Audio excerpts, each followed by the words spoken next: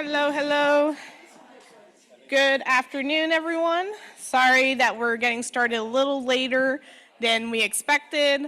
So hopefully that means we'll get to run over a little bit because this is a really exciting topic. So welcome to this session, Watershed Planning through GIS Tools. As always, we like to thank our sponsors, the generous sponsors of the Watershed Conference, which have helped make this possible. If I seem a little bit out of breath, because I'm not used to being in front of a microphone, you probably have seen me running everywhere except for here, so it might take me a second to get used to it. We could go to the next slide here. So thank you to the sponsors. A little bit of housekeeping, as with every session, just make sure you have your devices silenced so that doesn't come up in the recording, immemorialized forever that was your phone. Also virtual, so if you're in Zoom, you can use the Q&A function to ask questions. You can reach out to me. There's someone sitting at my computer, so no worries on that. Someone will get back to you at some point. The program is being recorded, and we will be providing all the links to the conference app shortly after the event. Probably within a few days to a week. So the next slide is the CEU logistics for this session. So this session we're offering PE, CFM, and APA credits. So if you are looking for PE or CFM credits, we have a required feedback form in the back that you should fill out and then leave with someone from the front check-in area before you leave. And also, if you're APA, you should also sign in. So all CEUs should sign in, only PEs and CFMs need to fill out the required form. Next. Okay, so meeting the speakers. We have a great lineup with us today.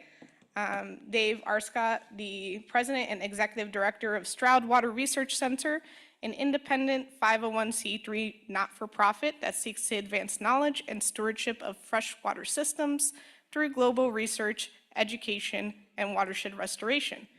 He holds a PhD from the Swiss Federal Institute for Environmental Science and Technology in Zurich, and a master's in water resources management from the University of New Hampshire, and a bachelor's from Central Michigan University.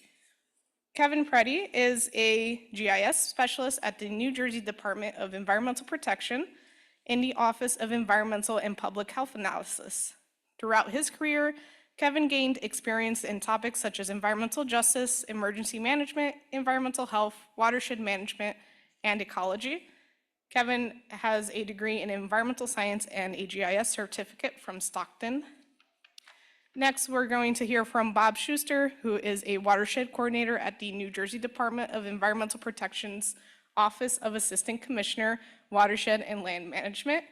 He has over 30 years in sample collection and chemical, biological, and microbial analysis, as well as data assessment of all state waters.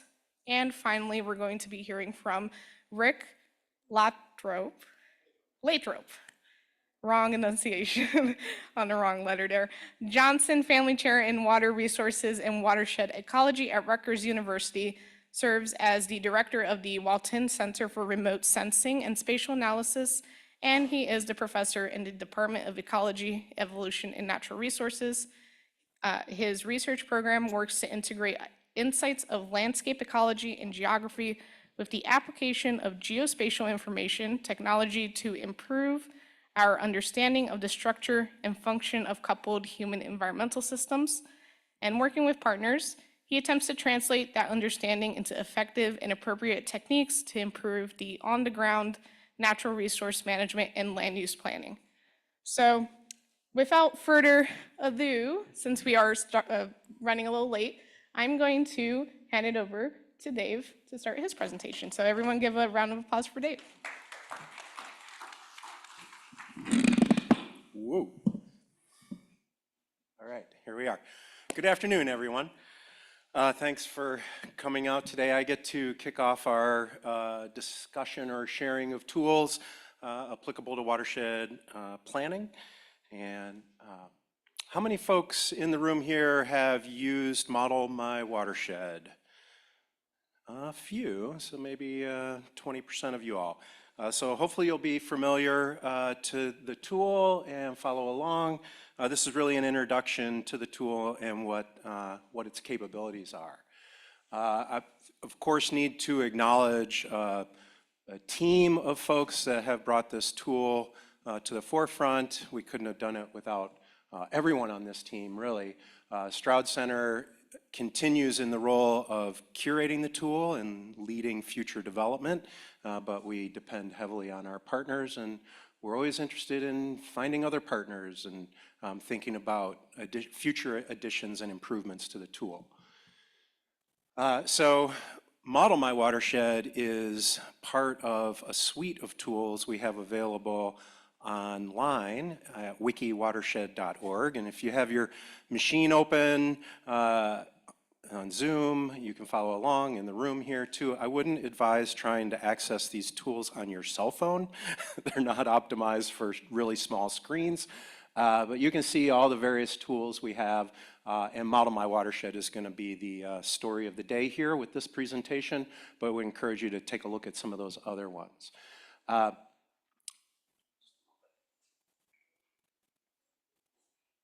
need to have a little bit of a view of my slides here. So what is Model My Watershed? Of course, it's a web app that's online. It's for free, but you may be asked to register for an account. And it is really an automated watershed model so that you can model water quality, nitrogen, phosphorus, and sediment movement through watersheds. It's applicable to the coterminous United States, so the lower 48 at the moment. And it allows scenario building, so one can implement best management practices on the landscape or even change assumptions of the model, land cover, modify soil types, and there's a whole bunch of back-end settings to some of the models that are available. It's grown in popularity. It's been available for 7 years or so. So we have quite a number of registered users and daily use. The tool's not just for modeling. Actually, the first steps are extracting geospatial information about the landscape. So you may just be interested in using the tool for that and decline the modeling part. It is a high-performance system. Hopefully, you'll be pleased to see the responsiveness. We're operating off of the Amazon Web Service cloud, and that certainly brings quite a high-performance perspective to it. It's all open source. We have shared all the code, development processes and scripts, etc., on our GitHub site, and I'll point you to that in just a moment. I'm going to get into an example here. So here is where our code is deposited on GitHub. So you can take a look at that under Model My Watershed on GitHub.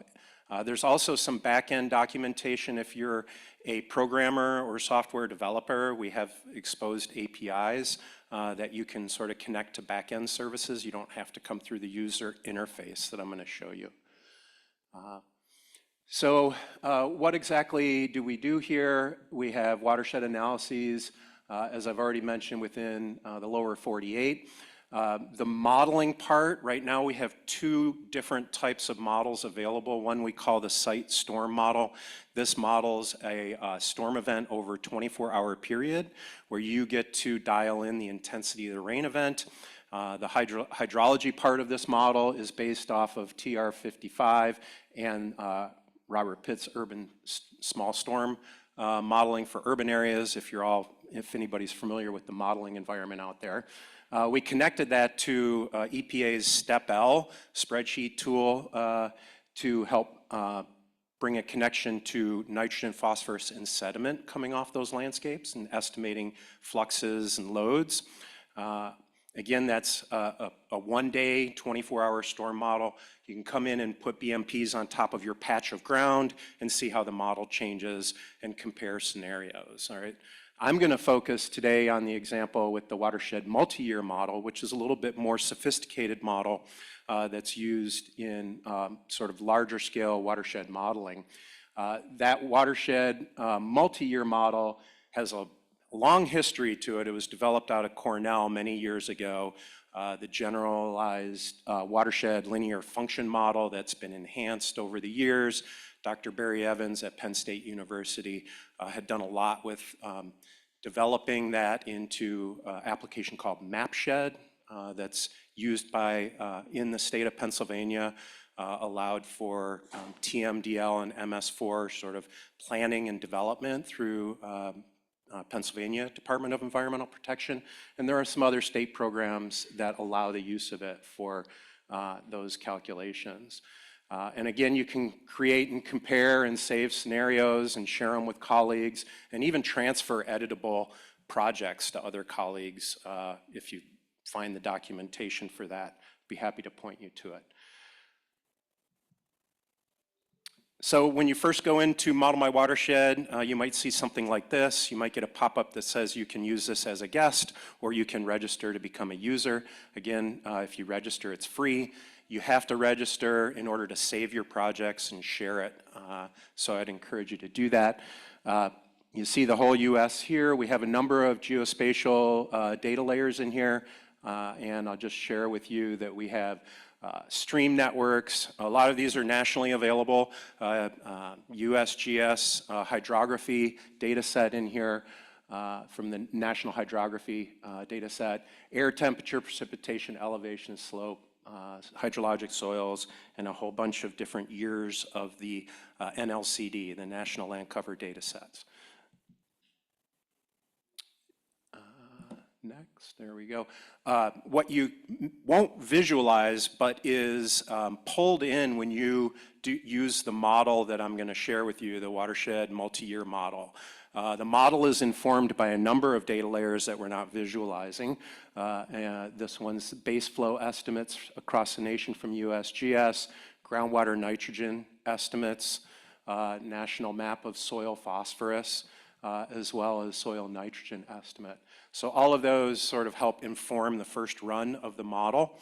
And then we have a precipitation network in here that has about 220 weather stations across the US, preloaded with daily temperature and precipitation from 1960 to 1990. We have in the Delaware River Basin, there's some extra things that are available, including a more current weather data set from 2000 to 2019. On the right here, you can see some of the best management practices that one can implement very quickly in the modeling scenarios. And I'll show you some of that. You can edit land cover to put in your own land cover for the area that you're interested in, or you can use the preloaded NLCD data, and you can flip between the years 2001 to 2019. There's back-end settings on the model that set the parameters for the model or the runoff coefficients or other assumptions like ag animals and septic densities and drain tile densities, et cetera. So there is quite a bit of access to the back end. When you go there, I'm just going to run through a quick example of using the tool. There's many different ways to select a patch of land. From delineating rapid watershed delineation by dropping a point, and topographically the algorithms will identify your watershed, or using some preloaded shapes from, for example, the NHD data sets, the HUCs, HUC 8, HUC 12, and HUC 14. I'm going to zoom in. These are HUC 14s that are shown. So here's a patch in New Jersey. Pardon me, I lived in New Zealand for a little while. And once you click on that landscape, you're going to get all of these different geospatial sort of data analyzed. So you stream network, how many miles of stream, what are the different stream orders, what's the average slope of the stream valley, et cetera. Land cover, of course, is summarized both in sort of graphical form as well as in tabular form, and all of those data can be downloaded. There's a whole bunch of other data layers you can explore, but I'm going to click on this model. The Watershed multi-year model. Under model here would be the bottom or the middle one. And once we click that, it might take 30 seconds to run the model, depending on the size and shape of your area. You run this hydrologic, the watershed multi-year model, and you'll get output for the hydrology of the system as well as the fluxes of nitrogen, phosphorus, and sediment and loads. So this just shows the prediction after pushing through the 30 years of temperature and precipitation from 1960 to 1990. The model estimates stream flow and monthly average stream flow over the calendar year by months. If you get into the back end, you can get more detail, weekly and even daily estimates of average flow, but for simplicity, we just keep it summarized at the calendars. There is a way to look at, well, first off, you're looking at nitrogen, phosphorus, and sediment fluxes here. And if you've done everything right, you see the red box there, you can click on the sub-basin modeling or attenuation algorithm that pushes this model estimate out to each of the smaller subunits. So these would be eventually NHD plus catchments, which are about a square mile, rather than the Huck 12 that you're seeing here. Takes a little bit of breadcrumb following to get to this picture, but now what you're seeing is how these loads for, in this case, phosphorus, I believe, have been distributed to the different parts of the landscape based on the landscape characteristics and the other things in the model. And here we're just showing a red, green, yellow color ramp where red is the hottest or the highest loads. So if you're thinking about doing some restoration work or improving water quality, this might help you target where in this watershed you might work. And then, of course, the next step is to begin to load in, well, this is a picture of nitrogen. I just threw that in there. You can begin to change all of those assumptions. You could change land cover, you could add best management practices, or you could change the underlying settings of the model and how the model is working, right? So there's a lot of room, a lot of radio dials to customize. For your particular case, you can build scenarios. In this case, I just plugged in, so the blue is the original scenario off the 2019 land cover. The red bar here for sediment and total nitrogen are after best management practices were put in. You can see the best management practices I put in, I think cover crop, no-till, some riparian forest, nutrient management. There's both urban and rural best management practices that are canned there. And you could have more scenarios, so you could compare up to 6 or 7 different projects all at once, just like that. Look at what the load reductions are, or in some cases, how you've worsened the conditions in the watershed. So I know that was all really quick. I just wanted to give you an idea of how it looks and how it functions. There are, for both those models, there's sort of different reasons why you might select using them. If you're interested in a smaller patch versus a larger patch, where you might be interested in using them. We have calibrated the watershed multi-year model against USGS data for nitrogen, phosphorus, and sediment loads. And there's information in our technical documentation that shows the calibrations. There's plenty of resources to sort of learn more. Quickly, web links, maybe you want to take a picture of that, but I believe our presentations are saved as well. And just go to wikiwatershed.org and you should be able to find the resources you need to learn more, see video tutorials, get to the GitHub, or, you know, if everything doesn't work out for you, give me an email and I'll try to be as responsive as possible and answer your questions. There's an upcoming webinar we're having for, if folks are familiar with the Delaware River Watershed Initiative funded by William Penn, a ton of restoration work that was done over the last 10 years. We've used Model My Watershed to model the entire Delaware River Basin and estimate the impact of all the restoration and land protection activities that the initiative did, as well as the information we've gotten from New Jersey and Pennsylvania. So we can look at how the model would project we've improved water quality over the last 10 years. If you're interested in learning more, tune in to that webinar there. And thank you for your time. I'll pass it on to my colleagues here, and I'll stick around for questions afterwards. Thank you.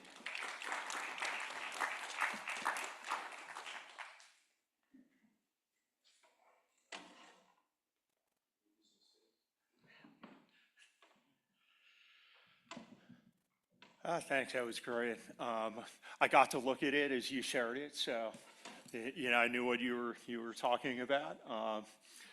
I'm here to kick off this part. I'm going to talk about what I call hotspot analysis. It's something that's going to be a newer part, but I'm going to start just by talking about some of the background. There are a lot of tools out there and a lot of different GIS tools, and they're always developed for some purpose, and they serve their purpose. It's just over time when you see them, there a lot of times you miss that link to all of the water quality data that has been out there. So we can see, all kinds of land use, land cover maps. You see all types, and they're all in different locations. Things built for resiliency and climate change. There's a lot of different tools, and they all serve a purpose. But how do we get to that point of looking at the water quality along with all of these tools? In a little bit, Watershed, New Jersey will be talked about by Dr. Lathrop. We're working on that together, DEP and Rutgers. But when you look at it, I mentioned this in my last presentation, we have a wealth of data in New Jersey. When you go out and sample coming from water quality side, pulling data over 20 years and then looking at how many stations we have, and then dividing it by the square miles, we're at 1.5 sampling stations per square mile. That is an incredible amount of data. It is a data-rich state, probably the most data-rich state in the country. So it's really important, how do we use all of that information? How do we identify, prioritize? We talk about improving water quality. How do we use that data to say, where do we need to improve water quality and what things will be the best to improve it? So with all of that data out there, how do we capture it and use all of this?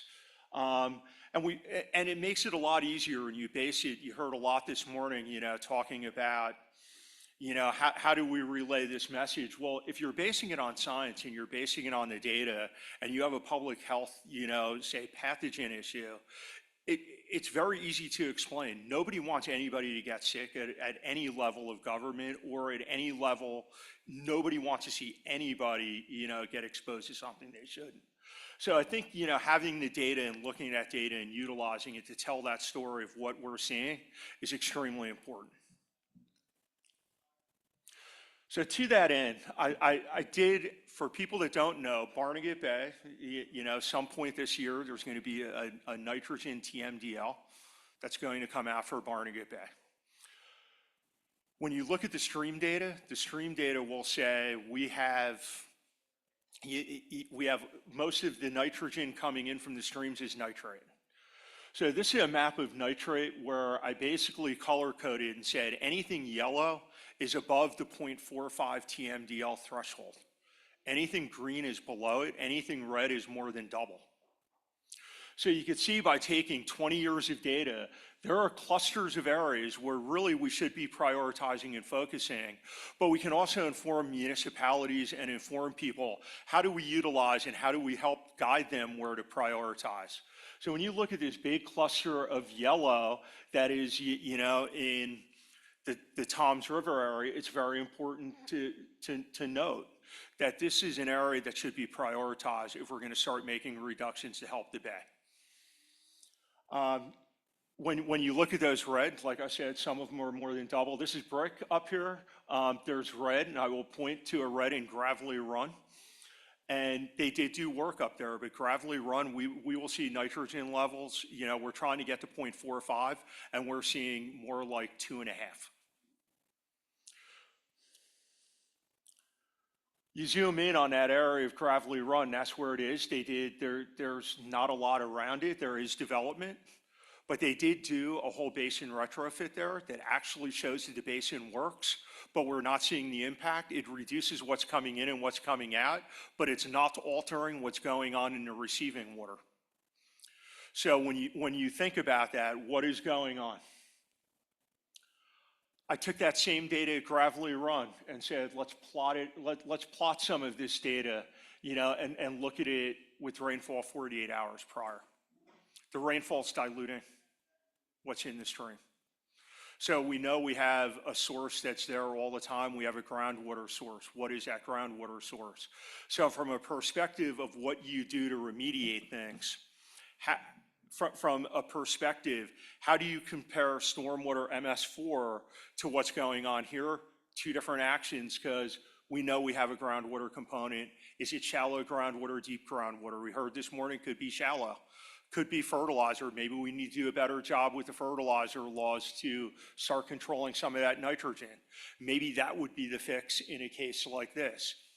So basically what's being done is we're looking at a way to take these tools and to take this analysis and say, can we automate this process, put it on a public-facing page, update it annually with the most recent data, link it to rainfall, link it to USGS stream flows, so everybody can look at it, but then overlay it with those other tools that you will hear about being worked on of what is the land use, what is the infrastructure. This is another case around Toms River, cluster of yellow. You could see the two white circles. That's 6 mile stretch of Toms River. Up at the top part of the stretch, we don't see high nitrate levels, but 6 miles downstream we do. That data has existed for 30 years. It would be great to know and design some sampling. Maybe we need some samples collected between those 2 points to help refine where we need to start taking those actions. So looking at this data in these hotspot ways can also inform where we might have gaps and where we need more information and data collected. At the same time, that big yellow that's circled is where all of those above 0.45 levels are. Now, if you're coming to a perspective, that is the same yellow circle, and those are all the stormwater outfalls in that area. So working with a town, if you start to see maybe in this area we are linked to rainfall at points, where do you prioritize first? Maybe you're not 6 miles upstream at that location where it wasn't high. Maybe we need to start in this area. So how do we start to automate this, develop this, to say how do we help everybody do their job better to find the right places to take the action and prioritize and build a listening? So essentially, you know, we're in the Atlantic Coast grant cycle, so we've already taken the data for the Atlantic Coast. I've done this for the Atlantic Coast for a lot of the parameters. I have it. I'm willing to work with people. I've worked with multiple towns right now within the Barnegat Bay watershed to start rolling some of this information out. I know I talked with Dr. Lathrop because he's working on a watershed plan in one of the areas for the southern part. So this has all been looked at, willing to share with partners of interest how to start utilizing this data. But what I really want to say, as we do this, it would be great to develop this tool, have it out there for people, but then start overlaying it with the other tools that are being developed or are already out there. Because I think we can do a much better job at helping people make the right decisions in the right places. This is my contact info. So that's what I have. So we'll move on to the next.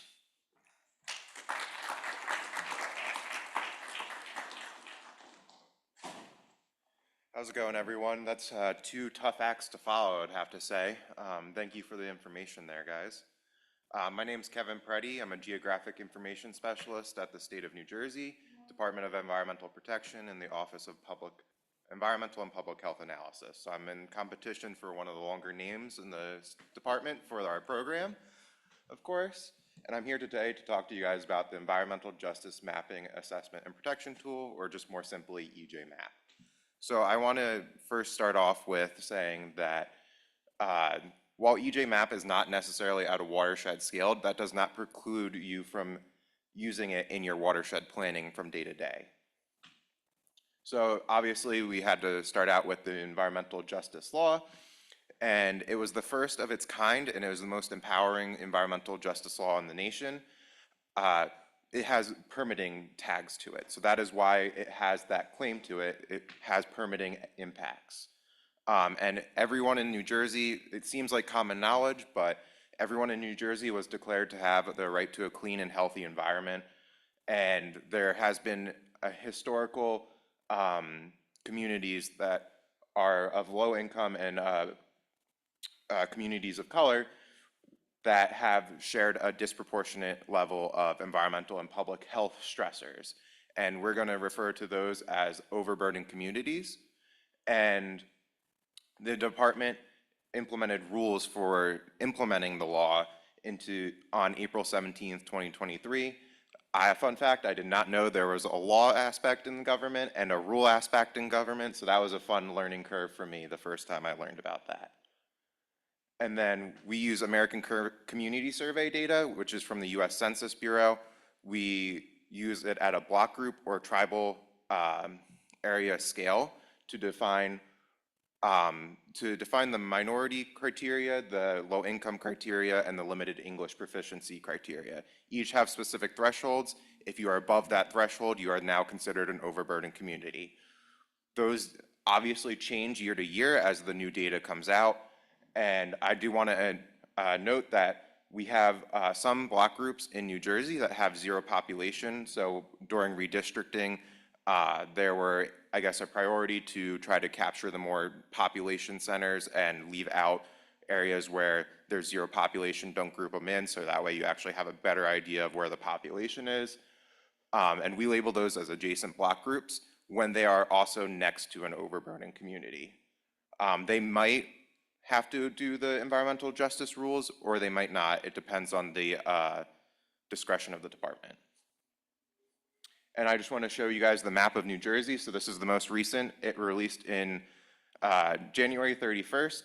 It's based on the American Community Survey 2022 data for the 5-year ACS. We have updated the data every year as a consistency point, but we are not mandated to do that. It's every 2 years.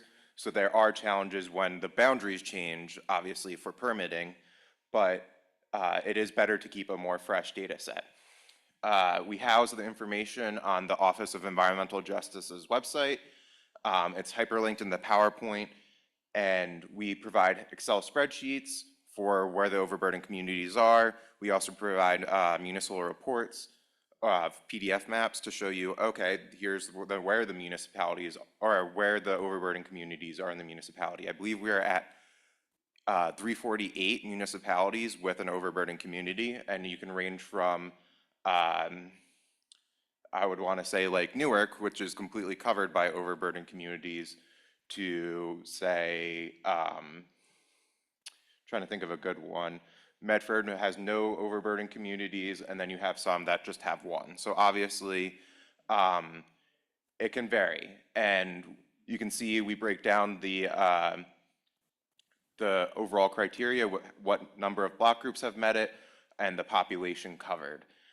This year, we didn't have any limited English block groups exclusively, just to note that. And roughly speaking, it covers about half the population, but it doesn't necessarily cover as much land because land does not always equate to people living in that spot. So some of the permitting impacts, there's 8 different facility types. I'm not going to go over each one, but if you're one of those 8 facility types, you are going to be you qualify as needing to go through the EJIS process or the Environmental Justice Impact Statement. So if you are one of those covered facility types and you are located in an overburdened community, you have to do that Environmental Justice Impact Statement. If you're a new facility applying for, say, a Title V permit for air, you will now have to go through that process, engage the community. It's a way to ensure that people have a way to interact with the community. But if you're going for a new permit and you don't have the support of the public, you can have your permit denied, and you can also have, even if it gets approved, it can have conditions applied to it. For certain renewals and expanded facilities, you can still have conditions applied too. So that way it reduces the environmental stressors. How do we quantify the environmental stressors? Someone said New Jersey is a data-rich state, and that is very true. We have 26 environmental data stressors to quantify what contributes to the environmental stress of a community. So I highlighted the ones that are most directly linked to watersheds. Obviously, there are some that are just could be are environmental concerns, but just in this case, we are looking at watersheds, so maybe they are more of a priority. So traffic, those are 2 of note because when you ice a road, obviously, or when you salt the road to prevent ice, that it can become a concern for your watershed. I'm having a hard time reading them. I fortunately do not have all 26 memorized, but the railways are also, it could be an environmental concern. I don't know if everyone remembers this, but in 2015 or 2012, I forget the year, Paulsboro train derailment, the chemicals were leaking into the water, or a train derailed into a stream or a water body.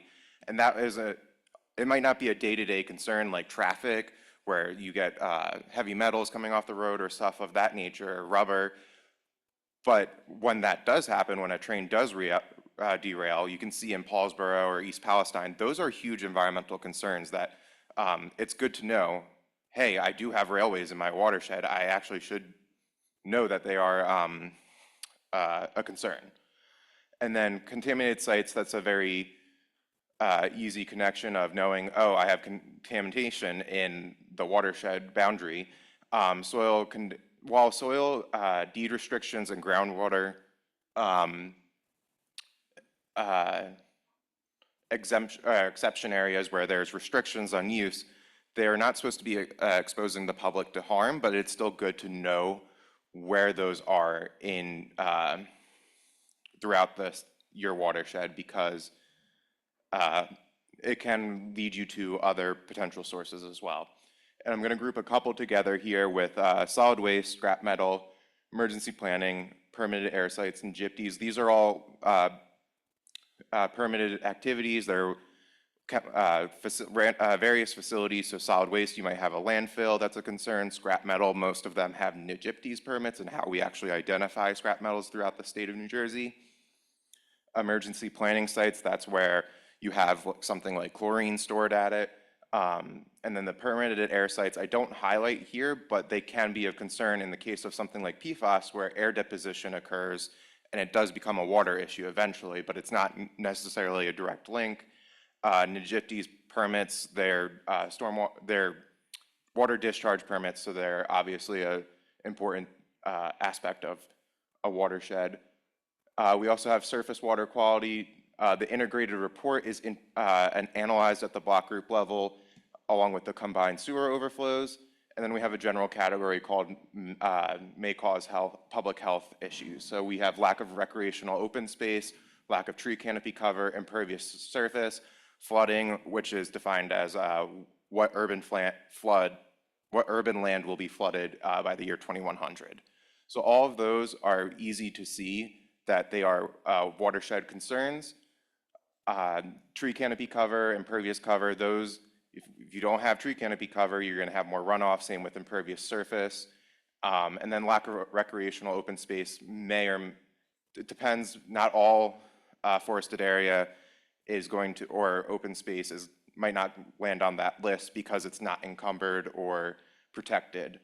And while these are not analyzed at a watershed scale, I want to emphasize that it is important to say and look, I have these overburdened communities in my watersheds.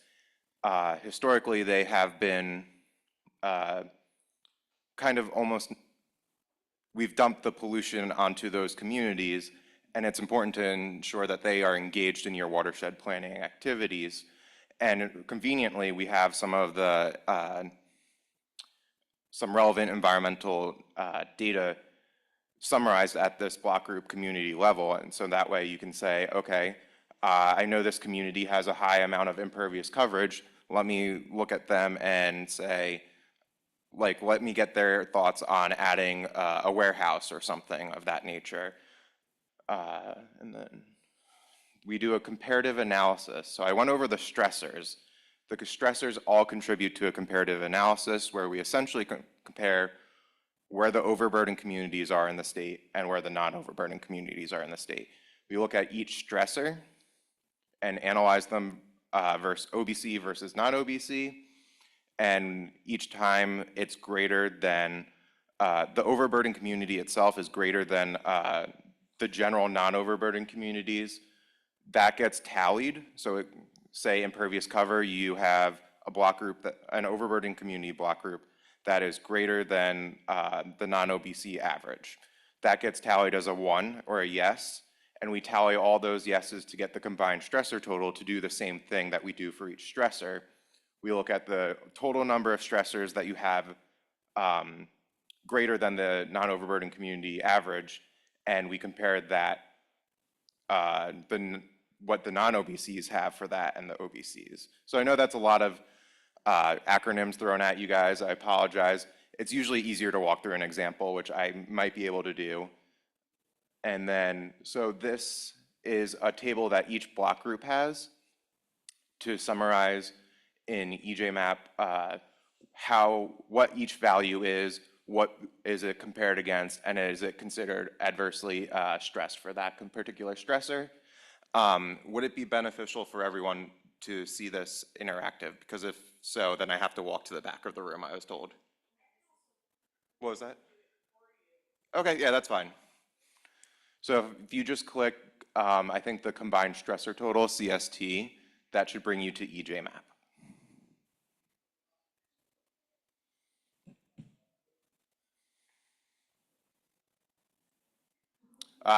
That's okay though.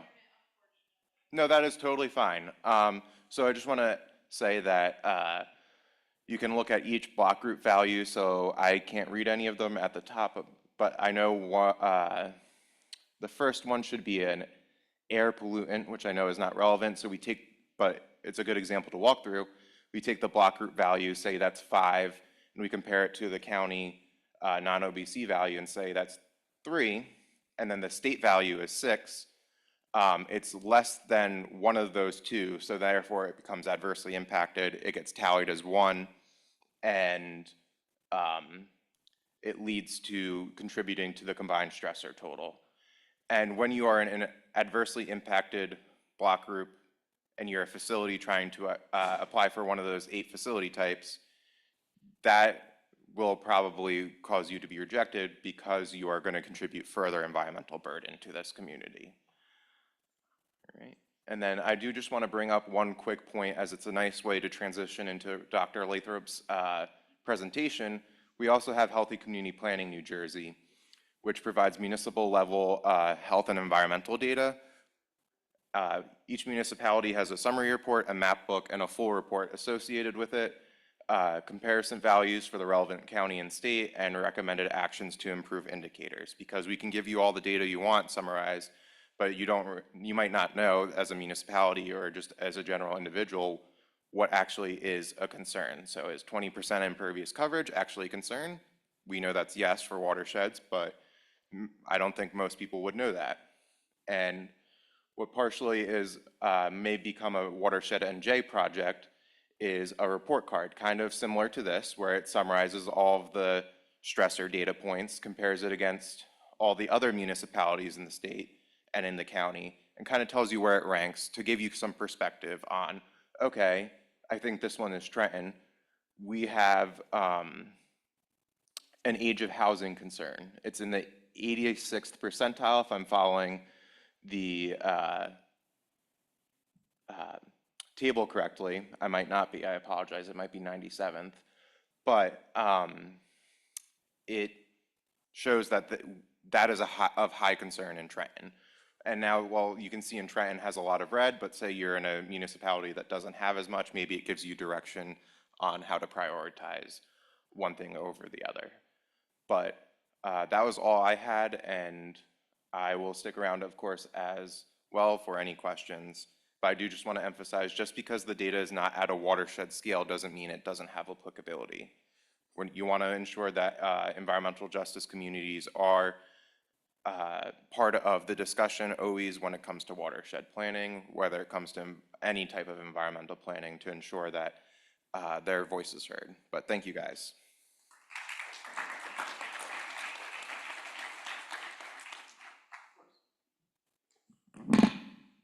Okay, so I have the privilege of closing out the session today. My name's Rick Lathrop, and I want to acknowledge my team. This is a collaboration between Jean Herb and Janine Barr at the Blaustein School, and then Douthit and myself at the Center for Remote Sensing and Spatial Analysis.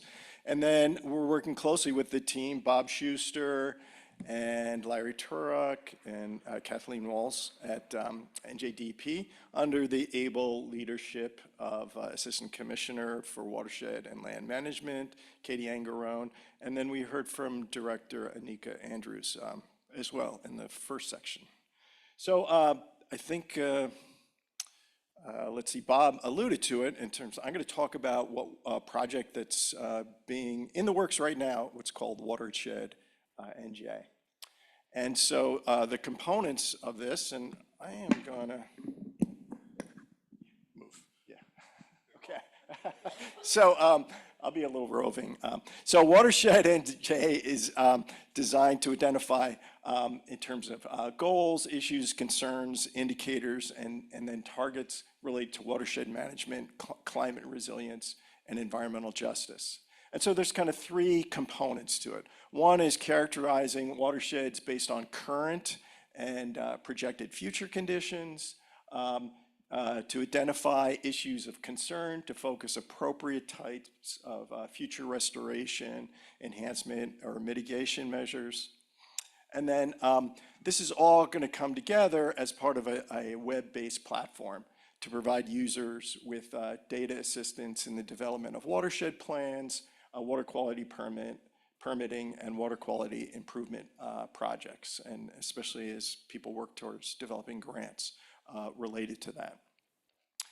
And so in terms of just thinking about some of those different projects, you know, the idea is to be able to identify where there are problem areas, as Bob alluded to, in terms of some of the hotspots, and then what might be some of the appropriate infrastructure or best management practices, you know, that David, you know, mentioned, in particular places to try to pinpoint where some of these interventions might be best applied.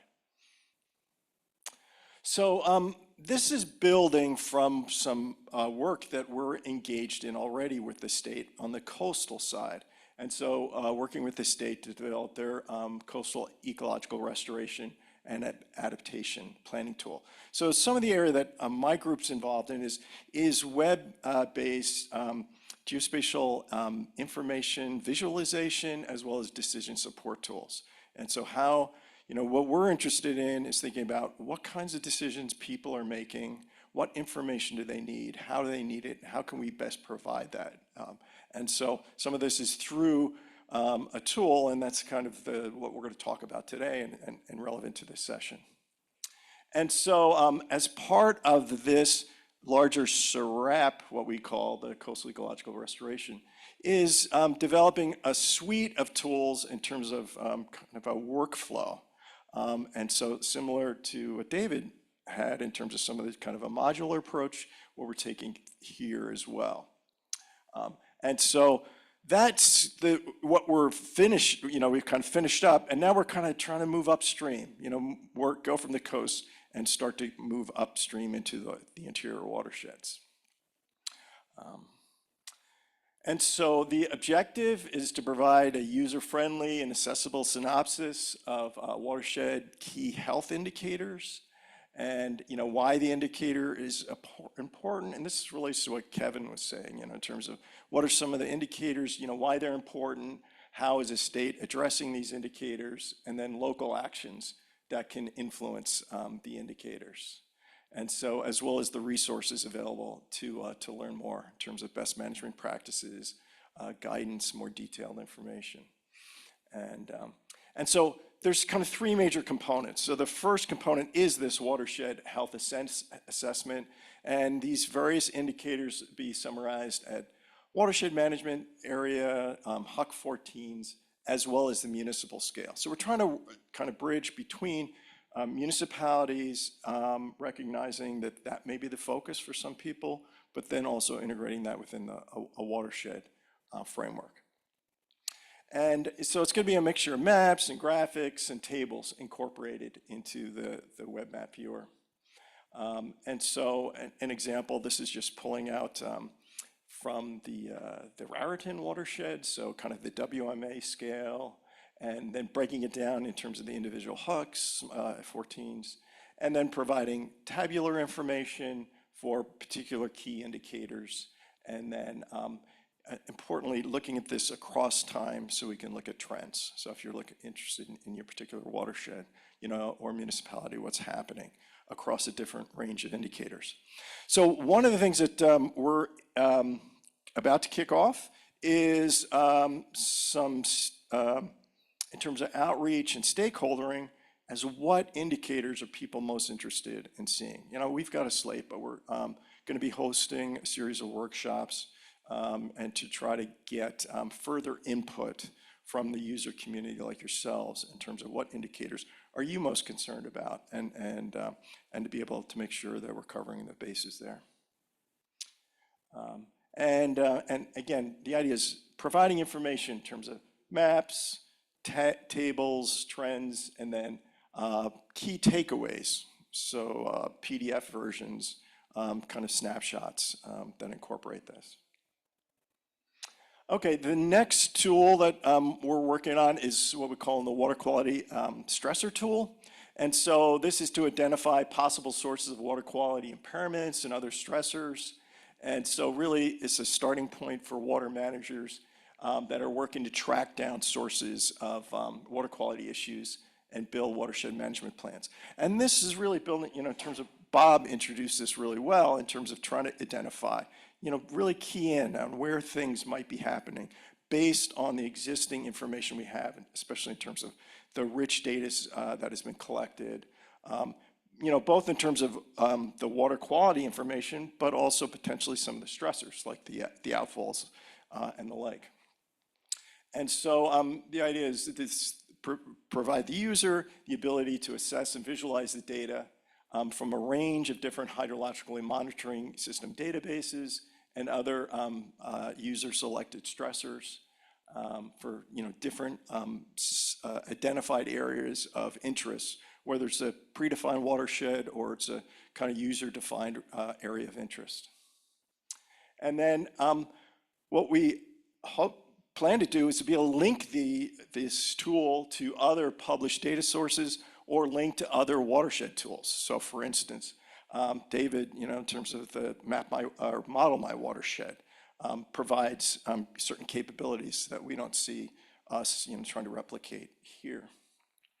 And so starting with, for instance, information from the existing sources like the integrated report, and then bringing in USGS, hydrological, the gauging station data, so you can look at flow and the like, or other sources of water quality information. And then the third component, kind of third leg of the stool, is the improvement opportunity web tool.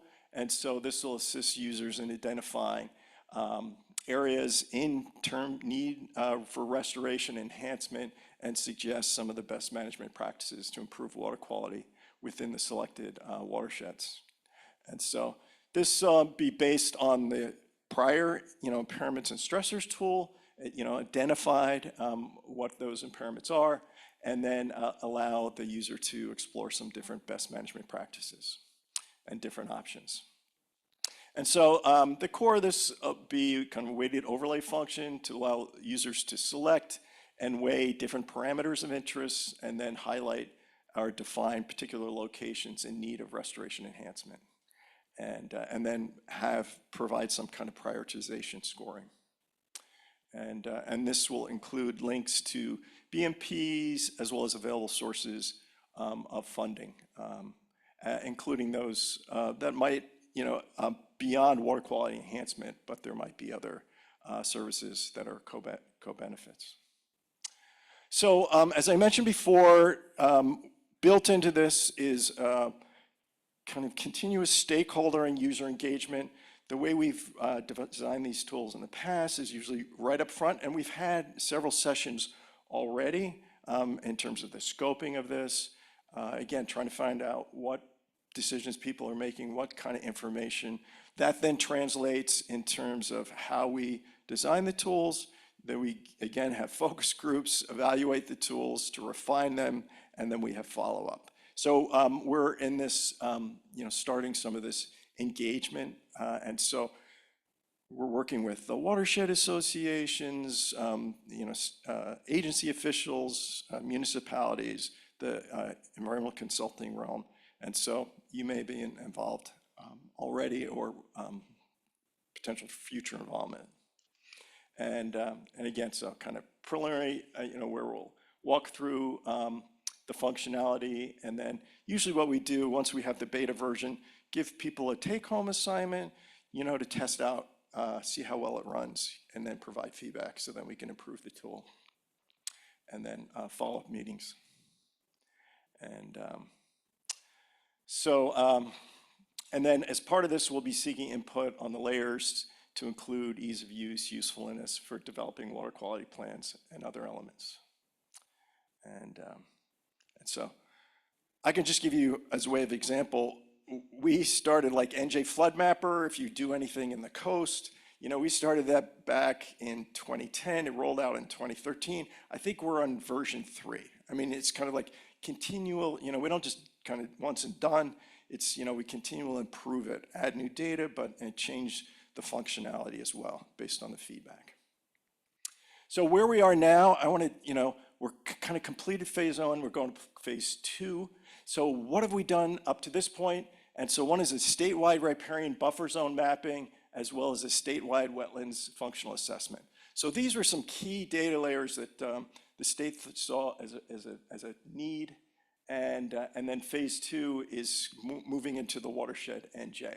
So I just wanted to kind of give you, these are the 3 tools, kind of how we think we're going to be able to roll them out.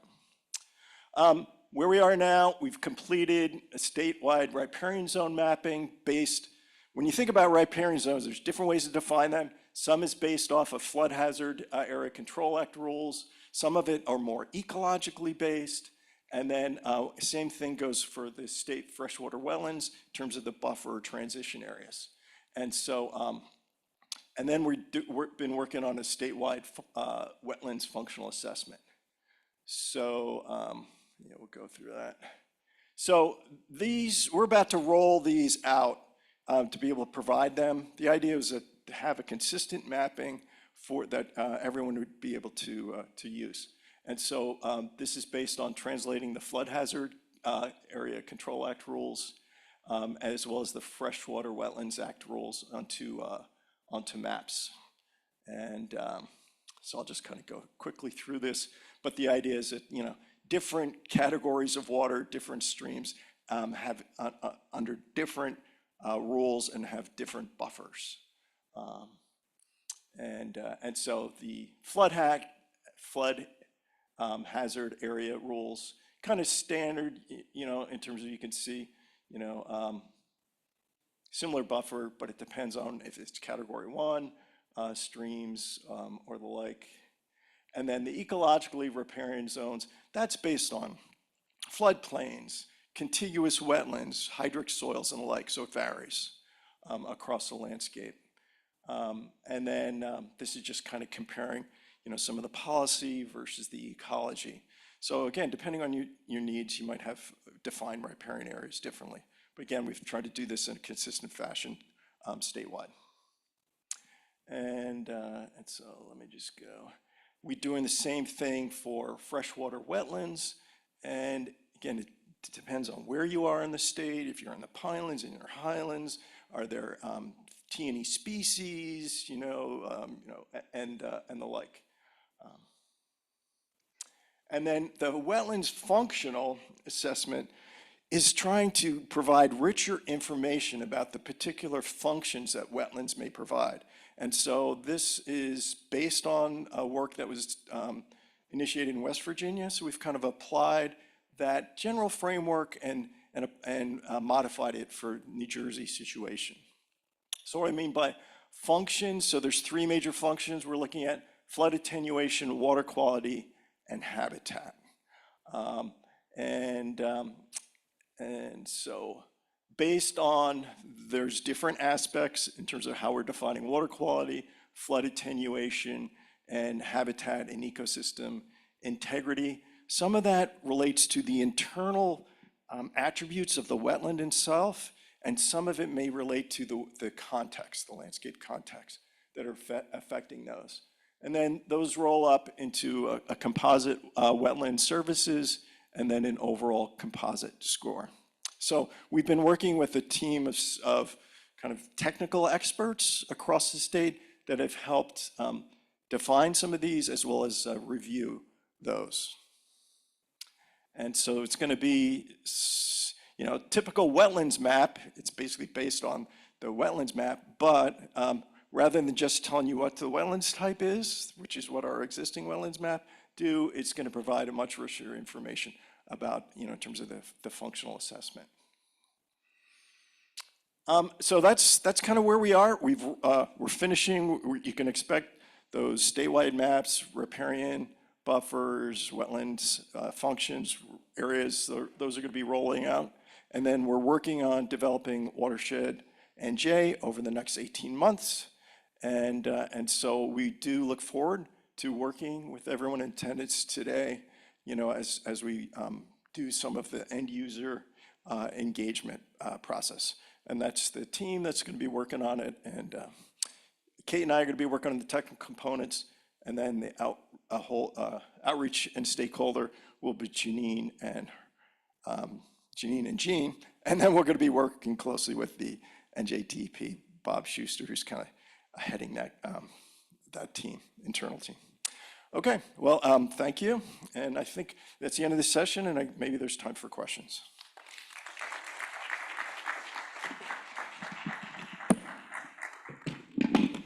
Thank you so much to all of our speakers. Sorry, I'm really short, so every time I come here, it's gonna happen. So we do have a few minutes for Q&A. If you have a question for the speakers, if you could go up to the microphone just so that the Zoom audience can also hear us.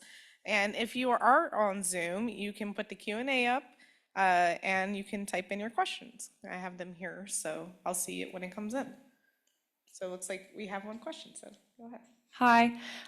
Okay, well, I just had a quick question. I know probably other people experience this where there's a lot of applications, there are a lot of tools out there, but how can you distinguish which tool is best for what you are looking for? And then also keeping up with the data input. I know there's some tools where there's limited updates, and so you're basing your calculations or looking at mapping tools that are out of date or just haven't been updated with the latest data.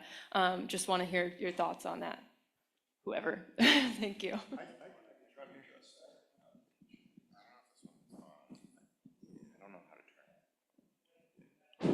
Yeah, it sounds like it's on. That is a challenge. It's a perpetual challenge. And so part of it comes down to the funding to keep them going and then the commitment. So generally, like I mentioned, some of the tools that we developed, flood map, we've made a commitment to keep it going and try to keeping it fresh, but it's definitely a challenge. In terms of the different, what tool do I use, And so that's where, we've been working very closely with the state to meet their needs primarily, in terms of internally, and so thinking about what the information they need for permitting or for, monitoring and, some of the regulation aspects. So trying to meet their needs and a way to try to integrate the information, but then also the broader community end user. But, ours, where we can, we often try to link to other tools that might be more suited, for instance, Model My Watershed. And so, yeah, it's definitely a challenge in terms of trying to keep that up. But that is why we try to engage stakeholders as much as possible to also see what tools do they use already, what do they like, don't they like, in terms of interfaces and all that, in terms of as we go through the design and development process.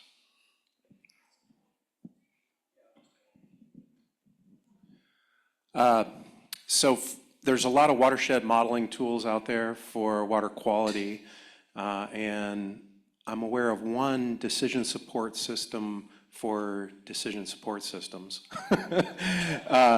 And it was produced by American Farmland Trust, AFT. So if you check out their website and look for something like watershed modeling tool decisions, there's both a peer-reviewed publication as well as a website that steps you through a little bit of a decision tree on, what does this tool do versus that tool, and at what scale might be appropriate to use it.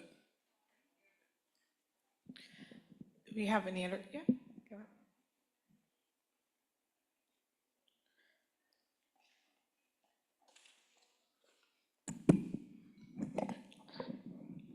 It's okay. I am also kind of short. I'm Deepi Patel. I work as a water resources engineer in E&LP. Thank you all the speakers for the wonderful and expertise knowledge sharing with us. I work with Model My Watershed, so thank you, Dr. Dev. I have been working on watershed modeling these days, so it's been great. But I am heavily working on permitting with NJADAPT, so I work on NJ database almost every day. I open the website and use the layers. So they have been great and useful, of course, being updated time to time. But my question was, it is little into the weeds, but in NJADAPT database, whenever I'm trying to download the layers, most of the time, the GIS layers, the geodatabase layers are easy to access and download, but is it possible to get the shape files? Because for us, it is better to work on the shape files. So many times it is possible, many times it is challenging. So just wanted to know that how that works. Are you familiar with the site New Jersey Information Network? Yeah, I many times use that too. So they should most of the time have an option to download a shapefile, but I am aware that there is an Esri bug. So Esri is the platform that ArcGIS is built on. So that's the GIS software that the state uses. So there is a bug with something where you can only really download the file geodatabase for several layers. And I know that that is an existing ticket from the department with Esri to try to rectify that. But if there are certain layers that you need a hand help with and you can't find a shapefile, but you can find a file geodatabase, you can reach out to the program, or there's a Bureau of GIS. They know all the GIS data in the department. And you can also reach out to myself and I can try to help. It's just my email. I didn't have it on the slide. I apologize, but it's just my first name, last name at dep.nj.gov. So are there any specific layers that you are aware of that you are not able to get a shapefile of? Sometimes the land use, land cover data files. Okay, that one might be because the data is too big. The land use, land cover data is probably one of the heaviest data sets in terms of if it's a shapefile. I believe there may be existing files, so if you wanted to reach out to the Bureau of GIS, if you want to reach out to me, I can get you in contact with them. Yeah, that's great. Thank you. Thank Of you so course. much. All right, so we are kind of at the end of our session, but I do want to give the panelists an opportunity if you have any closing thoughts. No? All right. Well, thank you everyone for joining us, and yes, so there's a conference app if you haven't heard, and I haven't told you enough already, there's a conference app. That's where all the recordings are going, so please download it or reach out to us if you need help getting on it. But on to the next session. Thank you for joining us.